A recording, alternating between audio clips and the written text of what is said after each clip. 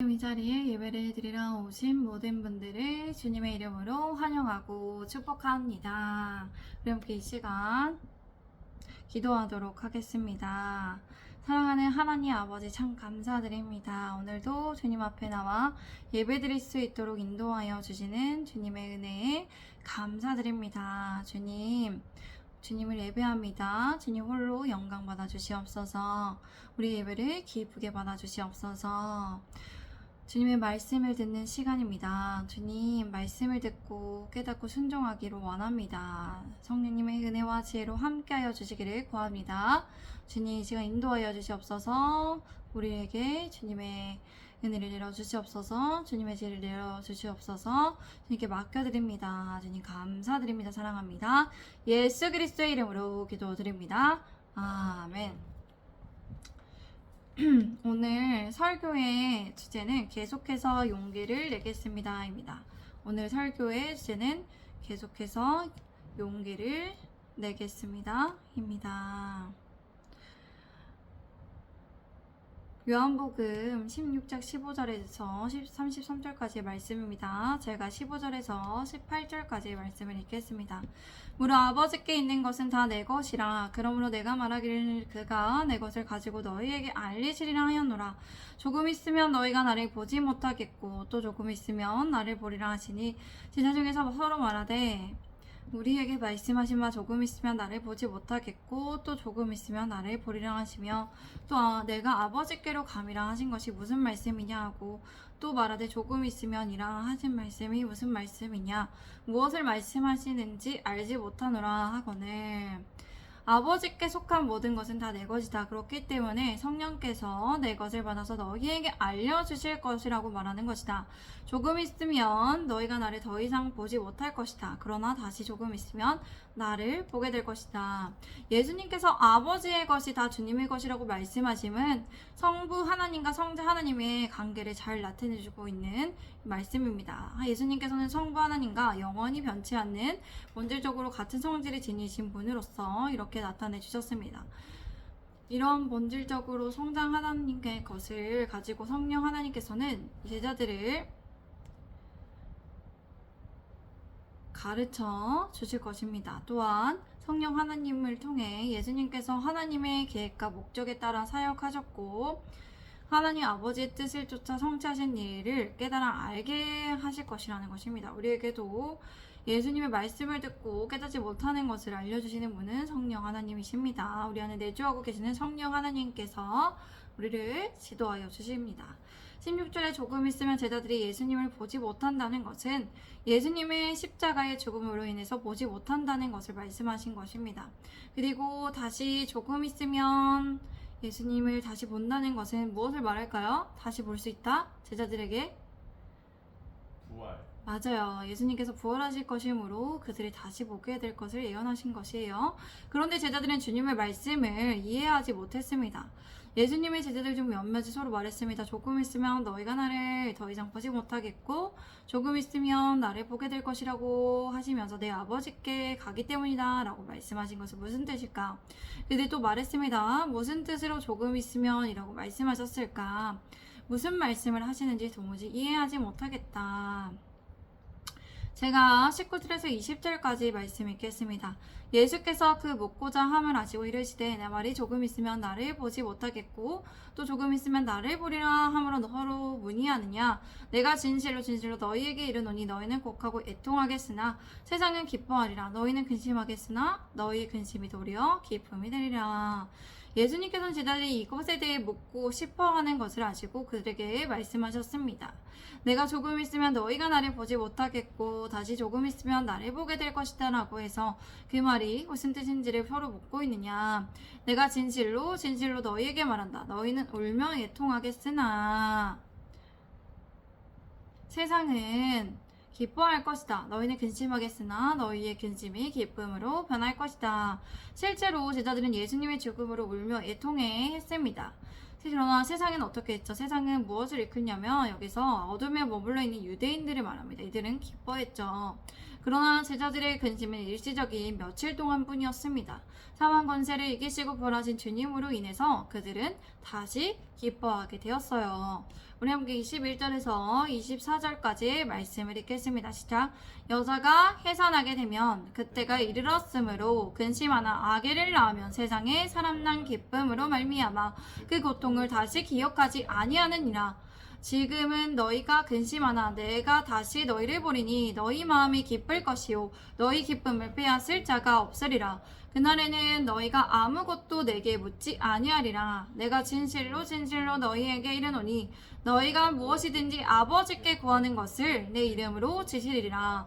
지금까지는 너희가 내 이름으로 아무것도 구하지 아니하였으나 구하라 그리하면 받으리니 너희 기쁨이 충만하리라.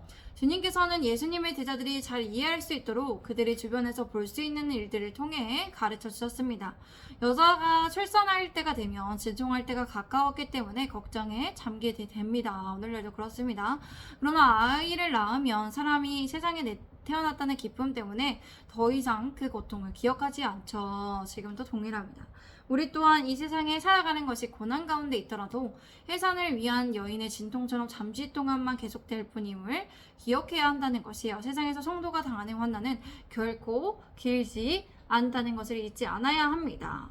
지금은 너희가 근심하고 있지만 내가 너희를 다시 볼 때에는 너희 마음이 기쁠 것이요 너희 기쁨을 빼앗을 사람이 없을 것이다. 우리가 근심하고 있을지라도 우리는 다시 기뻐할 수 있습니다. 주님의 임재를 구하며 예배를 드리고 주님 앞에 잠잠히 머무를 때 우리가 기뻐할 수 있습니다. 또한 주님께서 주신 기쁨은 세상이 주는 기쁨과 차원이 다릅니다. 세상이 주는 기쁨은 조건과 상황에 따라 바뀌기 때문에 수명이 오래 길지 못합니다. 그러나 하나님께서 주시는 기쁨은 예수 그리스도 안에서 주어지는 것으로 영원한 것이며 아무도 주님의 기쁨을 빼앗을 수 없습니다. 그날에는 너희가 내게 어떤 것도 묻지 않을 것이다. 내가 진실로 진실로 너희에게 말한다. 너희가 무엇이든 아버지께 구하면 아버지께서 내 이름으로 주실 것이다. 지금까지는 너희가 내 이름으로 아무것도 구하지 않았다. 구하라. 그러면 받을 것이고 너희 기쁨이 충만해질 것이다. 23절의 그날이란 마지막 날을 의미하지 않죠? 오순절에서 성령 강림절을 의미합니다. 제자들은 늘 주님과 함께 했었고 궁금한 것은 주님께 물었습니다. 그러나 그들은 더 이상 주님께 묻지 않을 때가 와요. 그러한 이유는 성령 하나님께서 그들 안에 내주하고 계시기 때문에 예수님께서 늘 함께 하시기 때문에 예수님의 이름으로 하나님 아버지께 그들이 구하면 되기 때문입니다. 그들이 궁금해하는 것을 성령 하나님께서 가르쳐 주실 것이고 성령님의 지혜와 지식으로 제자들이 이해할 수 있도록 인도하여 주실 것이기 때문이에요. 그들이 예수님의 이름으로 구하는 것은 하나님 아버지께서 무엇이든 들어주실 수 있기 때문입니다. 제자들은 이제 예수님의 이름으로 구할 수 있는 특권을 가지게 되었습니다.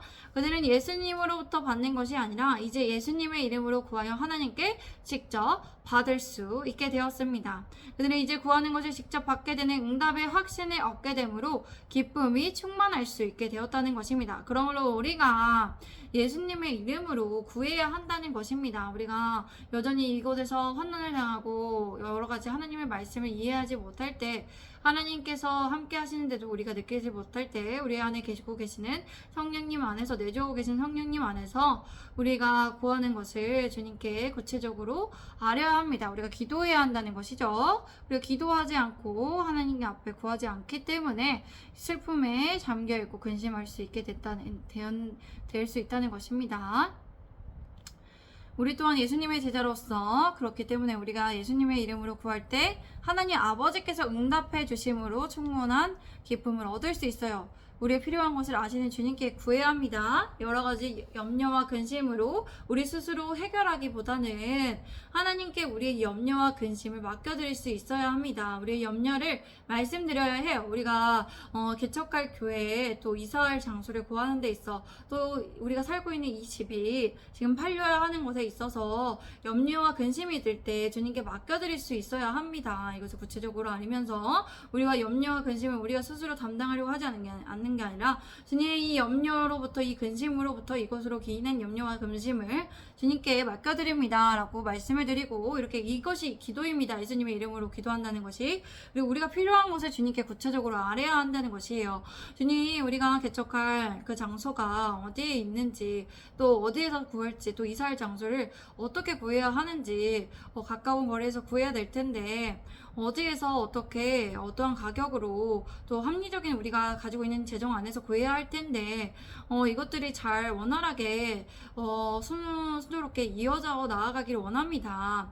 또 우리가 대출도 심사를 받아야 되고 여러 가지 있는 가운데 대출도 심사가 잘 되고 하나님께서 이런 모든 것들을 잘 이루어지기를 원합니다. 이런 식으로 구체적으로 구해야 한다는 것이에요. 우리가 마주하고 있는 염려와 근심 가운데 우리가 가지고 있고 우리가 스스로 해결하려고만 하지 않고 하나님께 맡겨드리면서 그것을 알아봐야지. 우리 맡겨드리고 기도하지도 않는데 우리 스스로 해결하려고 하지 않아야 한다는 것입니다. 아시겠죠?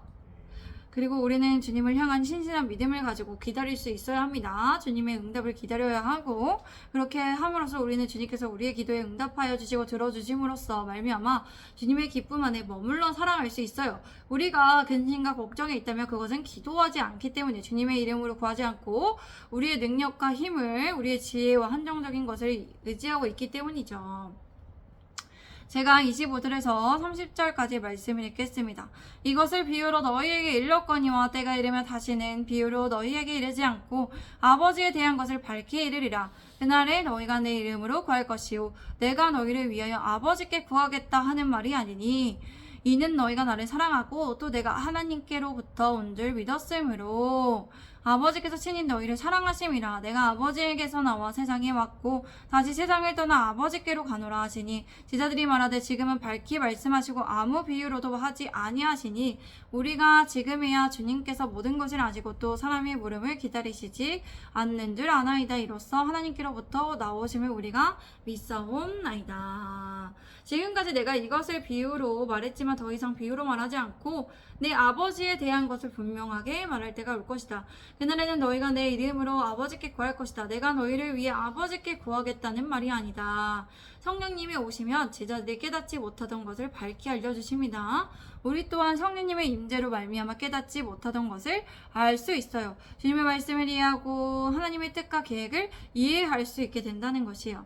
아버지께서는 친히 너희를 사랑하신다. 그것은 너희가 나를 사랑하였고 또 내가 하나님께로부터 온 것을 믿었기 때문이다. 나는 아버지에게서 나와서 세상에 왔다. 이제 나는 다시 세상을 떠나 아버지께로 돌아간다. 그러자 예수님의 제자들이 뭐라고 했어요? 지금은 비유로 말씀하시지 않고 밝히 말씀해 주시니 이제야 우리가 주님께서는 모든 것을 알고 계시고 또 사람의 질문을 받으실 필요가 없음을 저희가 알았습니다. 이것으로 우리는 선생님이 하나님께로부터 오신 것을 믿습니다. 라고 이렇게 알 수 있었어요. 그들은 예수님께서 비유와 은으로 말씀하시지 않고 밝히 드러내어 그들이 알아들을 수 있도록 말씀하셨기 때문에 그들이 이와 같은 반응을 보일 수 있었어요. 그러나 그들이 모든 것을 깨닫지는 못했어요. 그들은 성령님의 임재 후에 성령님께서 알려주신 이 영적 진리의 비밀을 깨달을 수 있게 되었습니다. 그렇기 때문에 우리가 성령님의 내주하고 계시는 성령님께서 우리가 하실 수 있음을 믿음을 가지고 우리가 예수님의 이름으로 구해야 한다는 것이요. 성령님이 일하실 수 있도록 우리 성령 충만함으로 우리의 머리부터 발끝까지 우리를 지도하고 인도하실 수 있도록 우리의 힘과 우리의 생각과 어떤 다른 것들은 내려놓을 수 있어야 한다는 것이 내려놓고 주님께 맡겨드리고 믿음으로 주님께서 하신다는 것을 믿음으로 나아가서 성령 하나님께서 일하실 수 있도록 내어드려야 한다는 것입니다. 우리가 우리가 그 시간과 에너지를 성령 하나님께서 우리를 통해 일하실 수 있도록 우리가 우리 공간 안에 영적인 것들이 채워질 수 있도록 다른 것들이 채워지지 않도록 영적인 그런 성령 하나님께서 지도하실 수 있도록 그렇게 우리가 내어드려야 한다는 것입니다. 내어드리실 수 있죠? 네. 그렇죠. 우리 함께 31절에서 33절까지 말씀 읽겠습니다. 시작. 예수께서 대답하시되 이제는 너희가 믿느냐? 보라 너희가 다 각각 제 곳으로 흩어지고 나를 혼자 둘 때가 오나니 벌써 왔도다. 그러나 내가 혼자 있는 것이 아니라 아버지께서 나와 함께 계시느니라. 이것을 너희에게 이르는 것은 너희로 내 안에서 평안을 누리게 하려 함이라. 세상에서는 너희가 환난을 당하나 담대하라. 내가 세상을 이겼노라. 예수님께서 제자들에게 대답하셨습니다. 이제 이제는 너희가 믿느냐? 보라, 너희가 나를 버려두고 제 각각 자기 집으로 흩어져 갈 때가 올 것이다. 그때가 벌써 왔다. 그런데 아버지께서 나와 함께 계시니 나는 혼자 있는 것이 아니다. 예수님께서 이제야 너희가 믿느냐라고 말씀하신 이유는 그들이 예수님과 함께 지난 3년 동안에 이러한 믿음을 가지 못하였기 때문에 이렇게 말씀하신 것이에요. 그들은 예수님의 그 기적을 보았고 예수님의 말씀을 들었지만 이러한 믿음 정도의 그런 성장이 이루지 못했다는 것이에요. 그들을 의심하는 자들도 있었고 예수님께 어느 정도 가까이 있는 상태였지만 이 말씀을 이해할 만한 믿음을 갖지는 못했어요. 그들이 믿음이 성장했을 때 예수님께서는 하나님의 사명을 완수하기 위해서 육적으로 혼자 계셨어야 했어요. 외롭고 고독한 시간을 맞이하셨어야 했으나 주님께서는 영적으로 하나님과 늘 함께 하셨습니다. 내가 너희에게 이것을 말한 것은 너희가 내 안에서 평안을 누리게 하려는 것이다. 너희가 이 세상에는 고난을 당할 것이다. 그러나 담대하여라. 내가 이미 세상을 이겼다. 예수님께서는 제자들에게 앞으로 있을 일들과 그들이 무엇을 해야 할지도 이렇게 알려주셨습니다.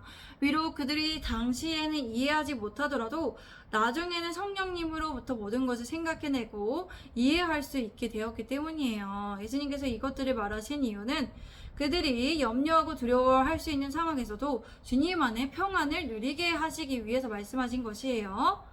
예수님께서 이것을 말씀하신 이유가 그들이 평안을 누리기 위해서, 그들이 실족하지 않기 위해서, 앞으로 일어날 일들을 알고 주님의 말씀 안에서 머무르며 평안을 누리기 위해서 그렇게 바라지며 말씀하신 것이에요. 예수님께서는 그들이 마주할 환난에서 예수님을 배반할 것을 알고 계셨음에도 주님께서는 그들이 주님 안에 평안한 가운데 머물기를 바라셨습니다.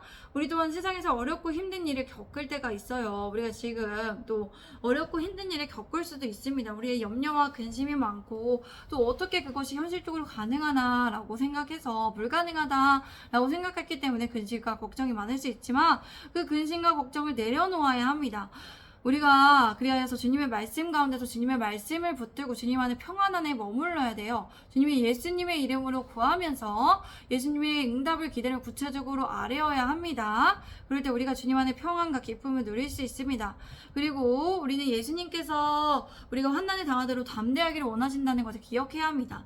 계속해서 용기를 내기를 원하신다는 것을 그렇게 원하신다는 것이에요. 담대하라는 것은 계속해서 용기를 내라는 것이에요. 계속해서 무서워하지 말고 마음을 다시 먹기를 원하신다는 것이죠. 예수님께서 세상을 이기셨기 때문이에요. 세상에서는 근심과 염려는 누가 주시는 걸까요? 누가 주는 걸까요? 사탄이 주는 거예요. 그러니까 속지 마세요. 우리가 근심과 걱정을 하고 있는 나를 발견해야 된다는 것이 먼저 분별을 해야 돼요. 내가 왜 이런 말을 하고 있지? 이런 생각을 하고 있지? 근심과 걱정을 주는 원인이 있다는 것이에요. 그 누구로부터 누구의 말을 들었는데 그 누구의 말을 들음으로써 사단의 영역에서 내가 근심과 걱정을 머물고 왔구나라는 것을 기억하고 우리가 예수님의 이름으로 근심과 걱정 안에서 벗어나기를 원합니다 라고 기도해야 한다는 것이에요. 즉시.